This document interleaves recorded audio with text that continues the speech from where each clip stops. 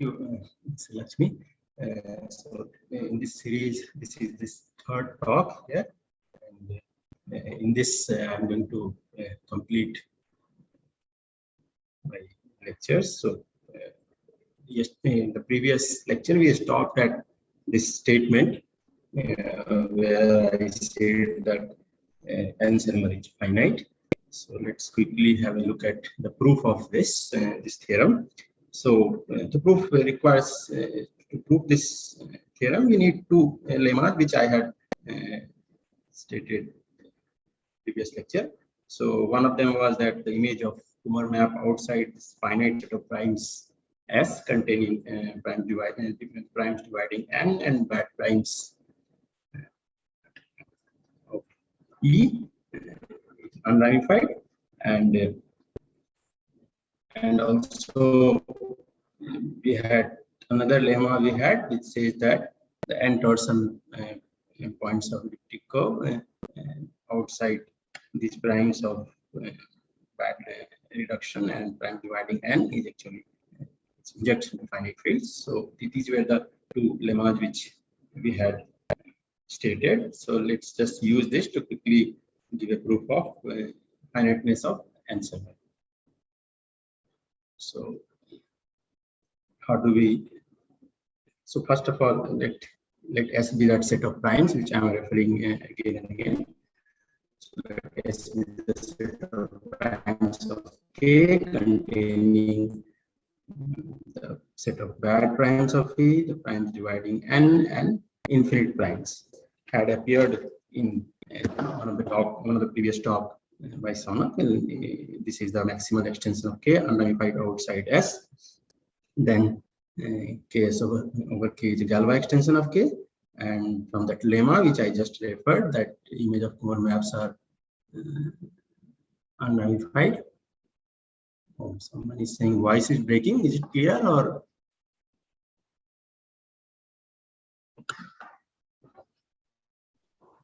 Now it is fine. Okay, so now it is okay. Is it okay now? Yeah. Or no? Yeah. Okay. It is fine now. Okay.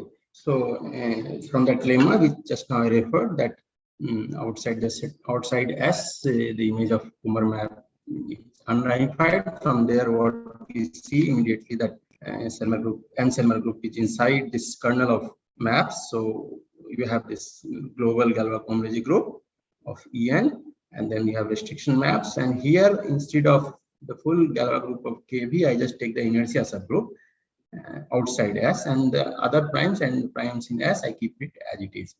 So immediately it is from that lemma. So as a consequence, we have this N-Selmer is actually inside this subgroup of H1K En. What is that subgroup? It's the subgroup given by the kernel of this restriction map from H1K En to H1KS En.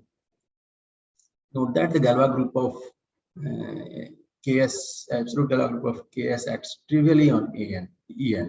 And again, that's the consequence of that lemma, which lemma 8, which I mentioned before. So as a consequence, this N-Selmer group is inside this Galois homology group. So I have said before that this H1K En is always infinite, no matter what number field and E you take. But this nice thing about this H1K En is that it is finite, and that ensures that this N-Selmer group is also finite. And how do we see this group is finite? So for that, let us just so first notice again from that lemma that En is, because as I said, inertia subgroups at primes in away from S acts trivially on En. From there we get that En is actually defined over Ks itself, and this acts trivially on En. Let us take this field K, which is obtained by adjoining n torsion point, the coordinates of n torsion points of E. Then L will be inside Ks, and as I said, this Galois group acts trivially on En. Further, this Galois group of Ks over K, it's given by the kernel of the action of the absolute Galois group of K on En. So now let us have a look at this exact sequence given by inflation and restriction map. So this group is, because Galois group of L over K is finite, this group is finite. And if we show that this group is finite, that will show that this middle group is also finite. And here we, because Galois group of Ks over L acts trivially on En, all the elements here in H1 are precisely the homomorphism from this Galois group to En. Okay, so we just have to show that there are finitely many such homomorphisms possible.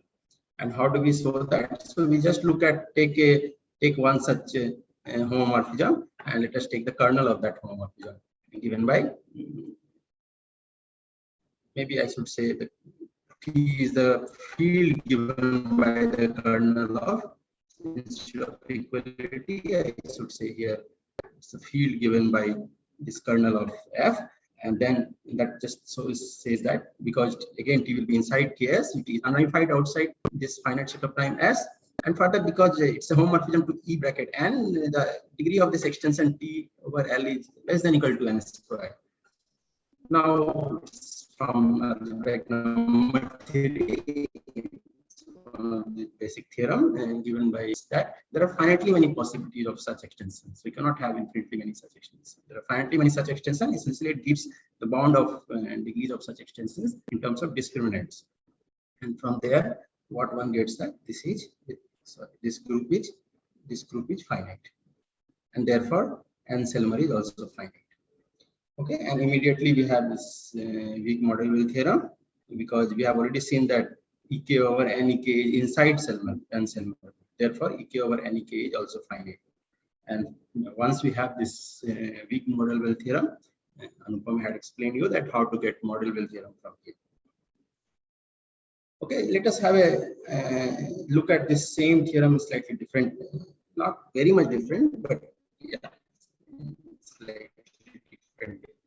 So it's by a Kumar pairing. So let's again take a number fit K and elliptic of E over K, and let us assume that. So I just go slightly up and assume that K also continues. So all the n torsion points of E are defined over K. Okay. Then one gets a very nice pairing from these points of E over K, and this product of points of E over K with Galois group of K bar over K to En. For to get this pairing, one need to assume this points and torsion points of E is defined over K.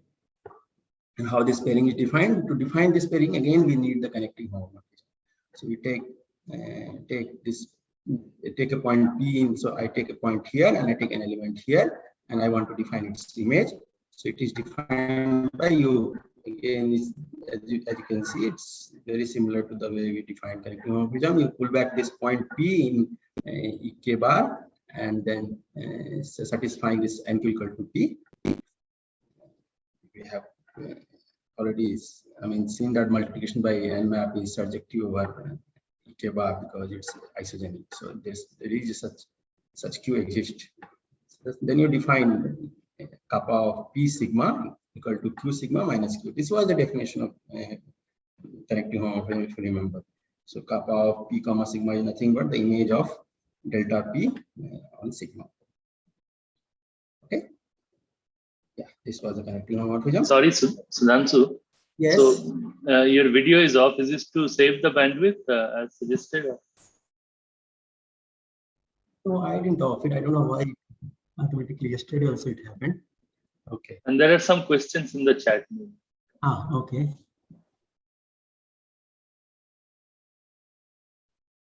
Oh, I think they off. ICTS off it seems.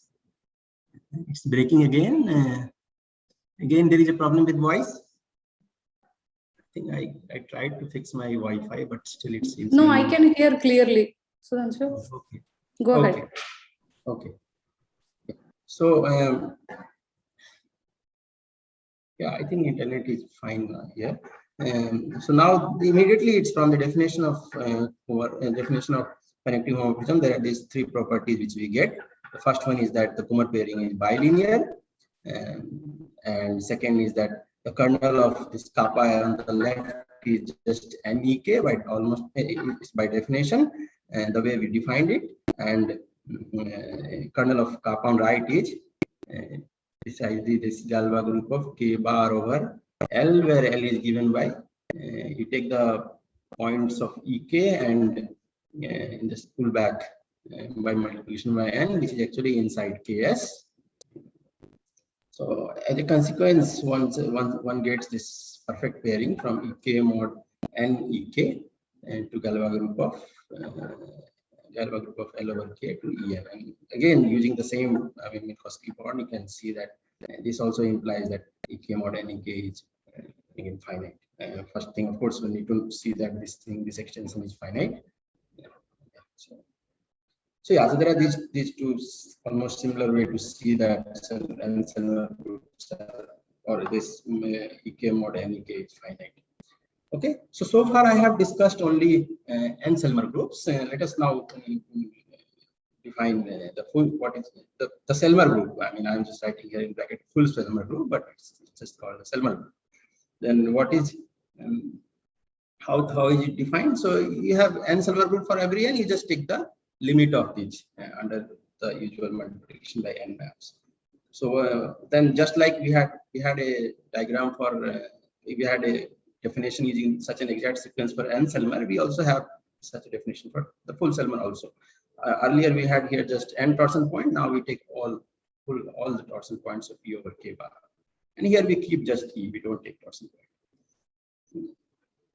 Okay, just like we had for N-Selmer group, there was a map here. Here there was, instead of Tate-Saprovich group, we had N torsion elements Saprovich group, but Tate-Saprovich group. But now we have full Tate-Saprovich group. So again, we have such an exact sequence. It's immediate from definition and exactness of direct limit under such a map. So now BSD conjecture can be, because this is expected to be finite. BSD says this is finite, so essentially BSD conjecture says that Selmer group should be isomorphic to Q mod Z to the power rank of elliptica over K.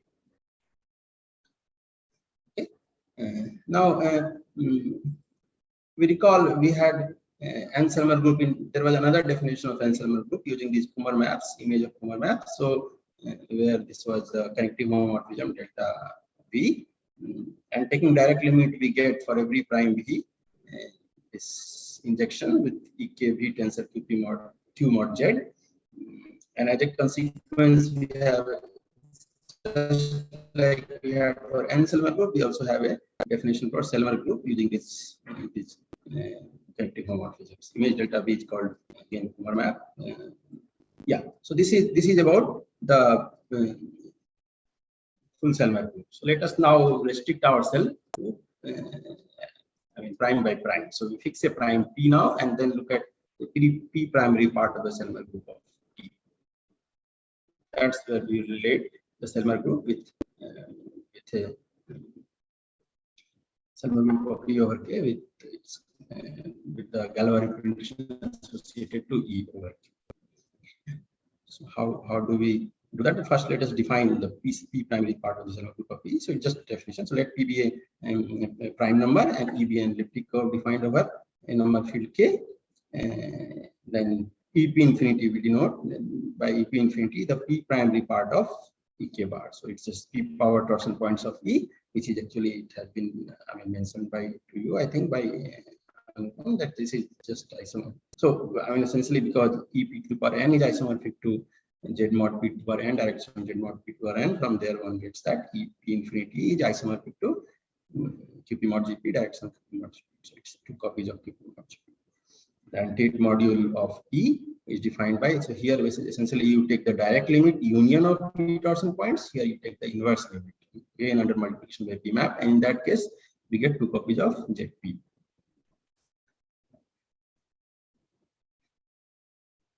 And to get the associated Galois representation over the field, we just tensor it by QP. Okay, so then here is this relation between, can relate this EP infinity with VPE mod TP. So EP infinity is nothing but VPE mod TP. So I mean, to see this one, just one can just look at. I'll just quickly draw the diagram. So you can have a TPE, E, and then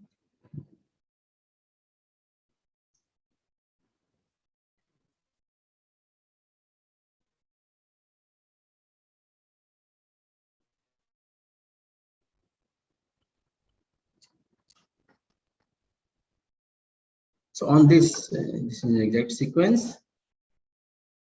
So this I am saying that this term is EP infinity. For that, you just what one does it, you can define multiplication by P map here, P power maps here, VPE, which will be isomorphic in the middle, and here you get the residual representations.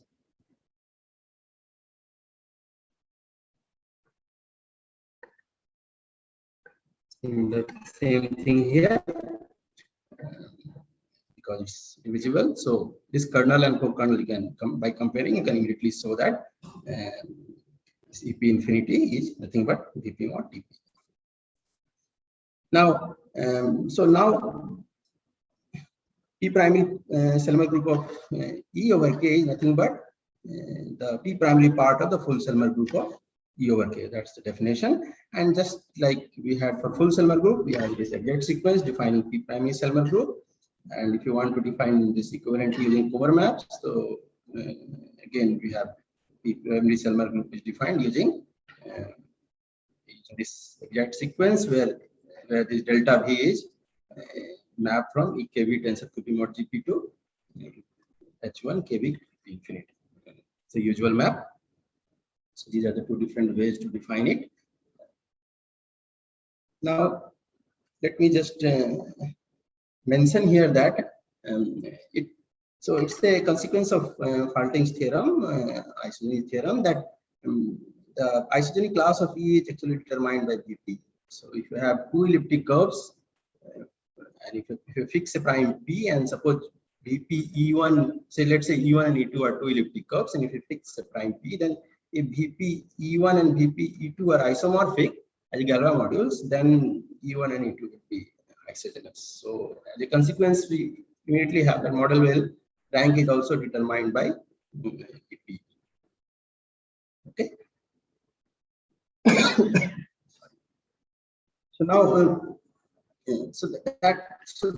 therefore we should, I mean, one should be also able to define these Selmer groups purely using these Galois representations. That is something one can. This was one of the questions in the previous lecture. So let me just look at how the local conditions you can determine using Galois representation. So let us first take a finite prime V away from P. So it's a consequence of the structure of point of elliptic curves over these local fields that EKV tensor QP mod GP is 0 for every prime V not dividing P and V is finite prime. Even for infinite prime, this is true. So as a consequence, you immediately have that. See, earlier we had here the image of delta V, but that we can ignore, at least for elliptic curve, that we can ignore primes away from P. So only difficulty is primes dividing P. So there it seems because this is not true, so we don't know how to just determine in terms. This is you see this in terms of EP infinity directly we are which is also determined up to, of course, isogeny determined in some way by DPE. So now there is a problem here to describe as P infinity over K purely in terms of DPE, okay, or maybe EP infinity, I should say more precisely. So there are two ways to do this. So one is using the definition of Bloch-Kato-Selmer group. Another is the approach of Greenberg-Selmer can do it using Greenberg-Selmer group. Although Greenberg-Selmer group in general, there is small error with this usual Selmer of elliptic curves. It's a finite error, and we will just focus on we will focus on Bloch-Kato-Selmer group in the rest of the lectures. So how do we do it? I'll just give a brief sketch of, briefly I'll just mention all the some of the properties and definitions. Of course, more detail you can find in the reference for this will be original article of Block-Kato, and there are many nice articles also written on explaining these Selmer groups. Okay. Yeah. So now let me just first, I'll just define it slightly in slight generality, not just for elliptic curve. So for a finite prime V, let KV UN be the maximal extension of KV unramified, maximal unramified extension of KV. And let V be a finite dimensional periodic representation of this absolute Galois group of K, unramified outside a finite set of primes S. I have not mentioned here. This should include, so this also contains primes dividing. So S contains primes dividing. Let me just say it here instead of writing it. Also, I assume that S also contains prime dividing P and the infinite primes. Then I will do it in two cases. First case is prime away from P. So for such a prime, we define this H1 KV. H1 unramified KVV is a subgroup of, so it's a Selmer condition, which is, this is a subgroup of H1 KVV consisting of all those classes which are unramified. Of course, here earlier I had defined the Galois convex groups only for discrete Galois modules, but you can define it similarly taking continuous cross homomorphism for these kind of representations, periodic representations also. So here again we have a restriction map and we define H1 unramified KVV.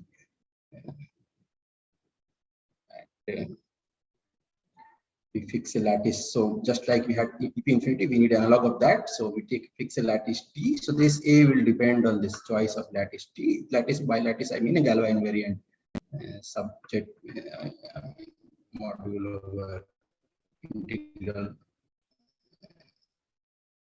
module over. So if it's a vector space over QP, then it's a ZP module, finitely generated ZP module, which is Galois invariant of the same rank as P. So this A is analog of EP infinity here, although A will depend on T. However, one can show that if the residual representation of here of P is irreducible, then it's independent. Up to isomorphism, it's independent of so generalized lattice. So then we define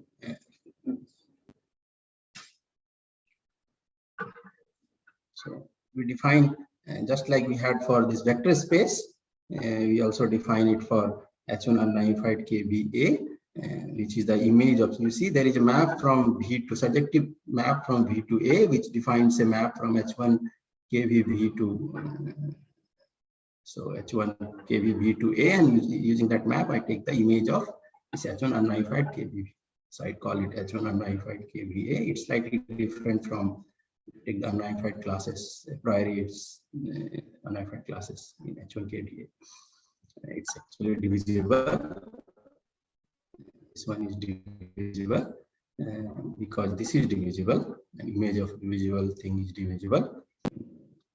For example, if you take look at our case of elliptic curve, so V is VPE, and then using the fact that this H1 KV infinity is finite and take duality, it can be shown that this H1 KV VP is actually zero in this case. So for every V not dividing P, as a consequence, one has that H1 KV infinity is also zero. H1 unramified KV infinity is also zero. So for elliptic curves, these local conditions away from P are all zero. Let me also say that just to remark that this H1 KVVP 0 is equivalent to assertion that H1 KVP infinity is finite. This can be immediately see if you look at the associated exact sequence of cohomologies for the exact sequence TP, TV, and EP infinity. So from there one immediately sees that this is 0 if and only if this is finite. Now let me just make a side comment here that if V is prime or finite prime of K, where E has good reduction, then actually this local cardinal, as I said, this is finite, so not just finite, but you can in fact calculate what is its cardinality, and that is same as this. You take the local L factor of E at V and then evaluate at 1, take the PID evaluation. So it's local Galois groups are directly related to local L factors away from. So at primes of good reduction, this is the connection. There is of course also a relation at primes of bad reduction, again away from P. And what is that relation? It's actually not just the local L factor, but also you have to divide it by what we call Tamagawa numbers. These were introduced the Anupam stock. So this is how this local Galois cohomology groups are related with local L factors or Tamagawa numbers of elliptic curves. So this is about primes away from P. Now let us now come to primes dividing P, which is a much more complicated case. So how does one define local conditions at primes dividing P? So one so this Galois representation associated to E at P is not unramified, but even if it has good reduction, but analog of that is what is called crystalline representations. I will not really get into details of that, but to define local conditions there, we need what are called periodic periods. So we need a crystalline periodic period ring, B-CRISP for that, was introduced by Fontaine. And as I said, I will omit details here, but yeah, reference for this will be the article of Fontaine, and then of course many more expository article written on these things. So for a prime V dividing P of K, a local block-Pareto condition are defined as you take this kernel of. So earlier we had unramified those classes which are unramified. Now we take those classes which are crystalline. So after tensoring B-CRISP, that becomes 0. So that's how we define H1, what is called local block-Pareto condition, H1 BK V, and for A, the quotient of V mod P, we define it by taking again the image of this H1 BK. So again, you notice that this is again divisible. So this is divisible. This group is divisible, and it actually captures the for elliptic curves. It captures the image of Kummer map. So in this example, which we are interested in, if we have an elliptic curve defined over K, and then for a prime V dividing P at this local block-Pareto condition, Selmer condition, it's actually given by the image of Kummer map, which is equal to EKV tensor mod GP. That is nice about these. So it's now we define it. We don't need all the points of elliptic curve, all the points for EKV bar to define it's the image of Kummer map. You can define in terms of VPE. Now, once we have these local conditions at all primes, the block-Pareto Selmer group for V we can define by taking restriction map for H1KB to this H1K to H1KBV, where we demand that elements. So we say an element is in the block-Pareto Selmer group if its image under restriction maps are inside these local conditions. Okay, so local conditions at primes away from P is taken by this unramified, taken as unramified cross homomorphisms, and here you take unramified block-Pareto. Here you take crystalline. And for A also we need just like for V, we define for A by taking those classes here which image under restriction map is inside these local conditions. Okay, and as I said, these are all of course for elliptic curve this is 0 away from P, and for at P this is the image of Kummer map. So comparing these local conditions, we immediately see that at least for elliptic curves, this block-Pareto Selmer group is same as the usual Selmer group of P prime is Selmer group of elliptic curve. I should also mention that we have a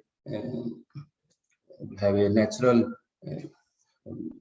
So this surjection from V to A induces homomorphism from this Bloch-Kato-Selmer group of V to Bloch-Kato-Selmer group of E A, and the image of phi is actually the divisible part of this H1 BK.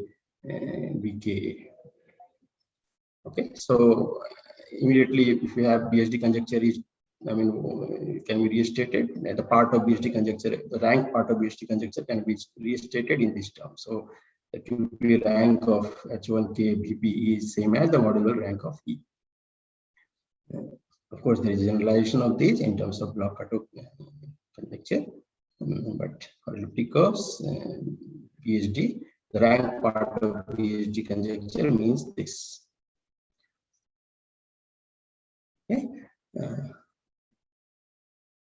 So now,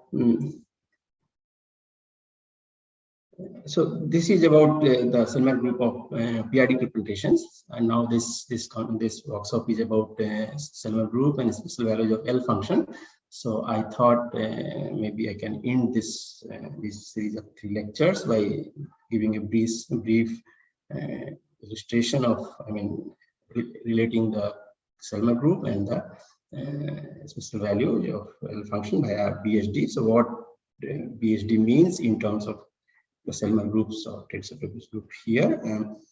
So I will go through, I'll again do it under some very special cases, the simplest case, and will be through via basics of Iwasawa theory. So let us, so the main reference for this will be the Greenberg's article on Introduction to Iwasawa theory of elliptic curves, and there are a few other cases you can find it. So that is the main reference. So let us take again a number field K and an elliptic curve E defined over K. And we take an odd prime P. I just make it. Of course, some of the statements are true also for P equal to 2, but then some factors 2 which appear, and I'm not very comfortable with this. So I just assume that P is an odd prime. We have already seen that. At primes of good reduction, these local Galois-Comtes groups are related with L factors, and other primes away from P, it's related with L factor by this Tamagawa numbers. So this is local part. Globally, the SA which relates with the L value. So let us just take the special case of elliptic curve, which is finite. Model, so elliptic curve with model well rank is 0, EK is finite.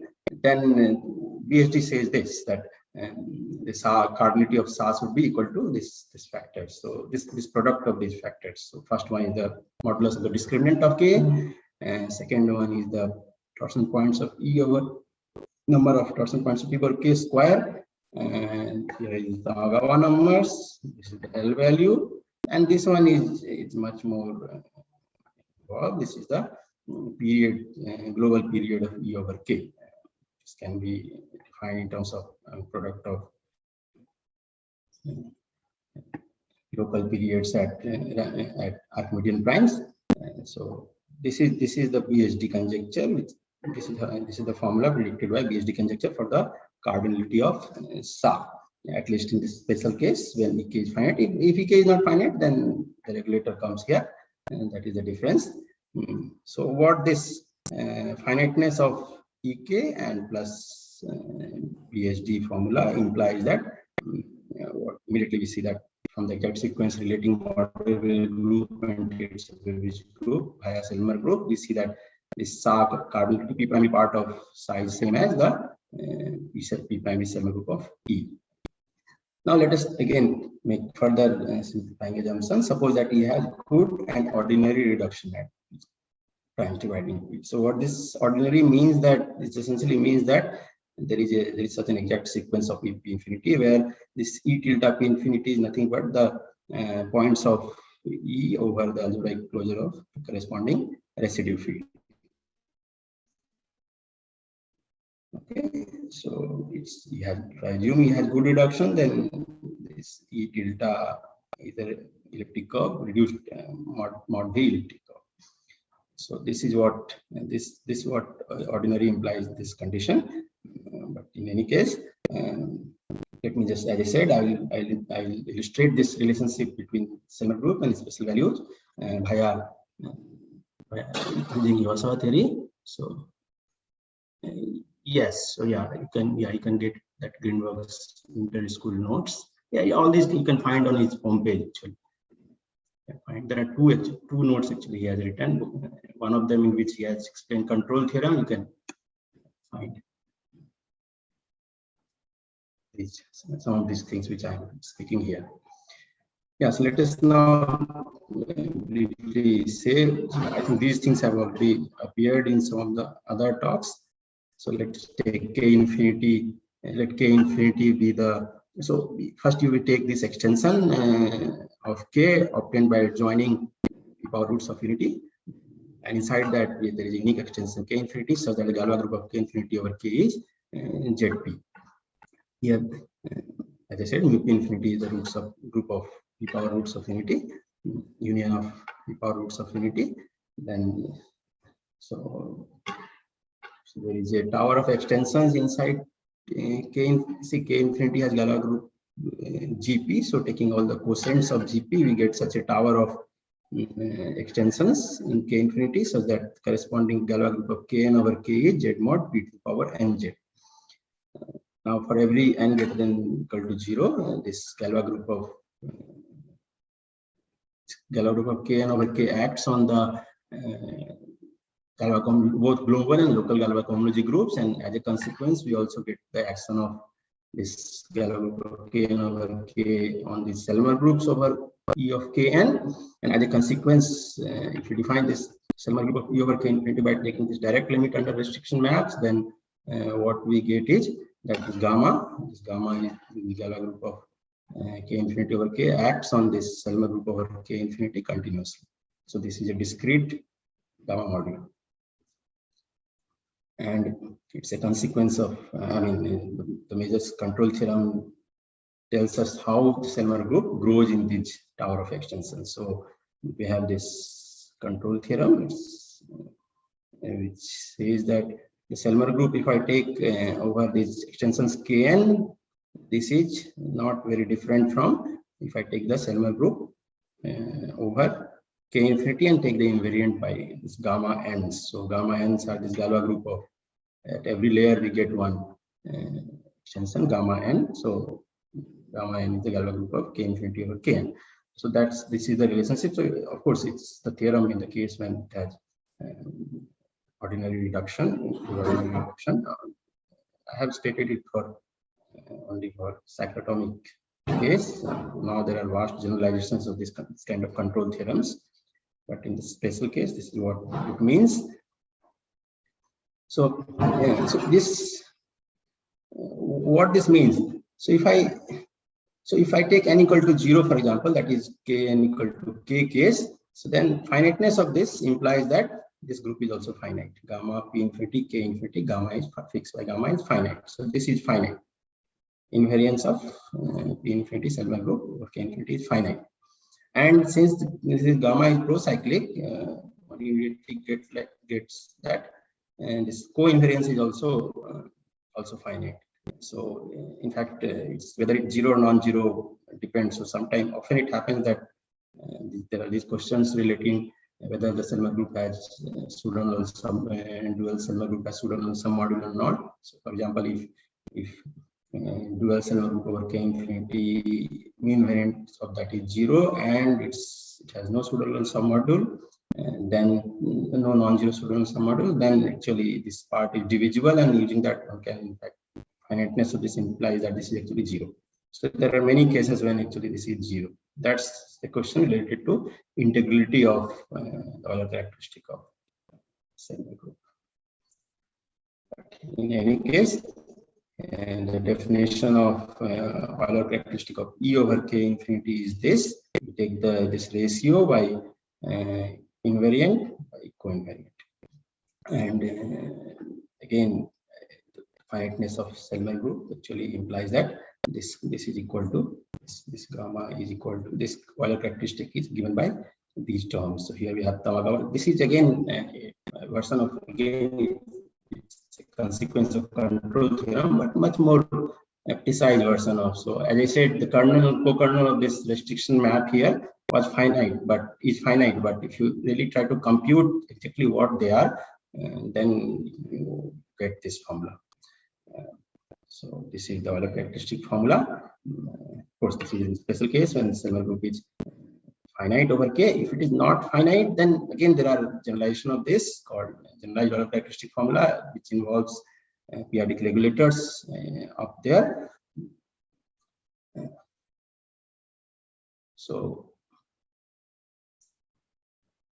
now if we, so this is the formula. Now if we use again apply BHD or even some main conjecture for elliptic curves, we try to apply that, then what it translate to is that Euler characteristic is nothing but the P part of this factor. So you take this L value, special value of E over K, again this discriminant, and then there are these factors at the prime P.